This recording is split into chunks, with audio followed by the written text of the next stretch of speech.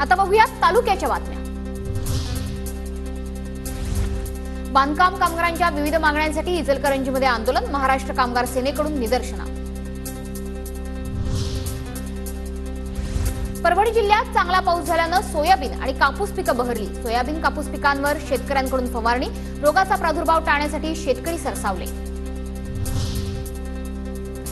परभणीच्या गंगाखेडमध्ये आठवडी बाजारातून शेतकऱ्यांची लूट, कंत्राटदार शेतकऱ्यांकडून अव्वाच्या सव्वा दर घेत असल्याचा आरोप। 40 गावातील शेतकरी संघटनेचं जिल्हाधिकारी कार्यालयात आंदोलन, पिण्याच्या पाण्यासह शेतीसाठी पाणी मिळावं याकरता उपाययोजना करण्याची मागणी।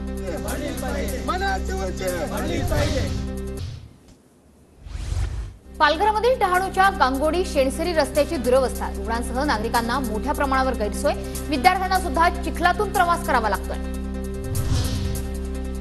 गोंदियाच्या गोरेगाव तालुक्यातील गणखेराच्या सरपंच यांचा रेल्वेच्या धडकेत मृत्यू, गोंदिया बलारशा रेल्वे लाईनवरची घटना।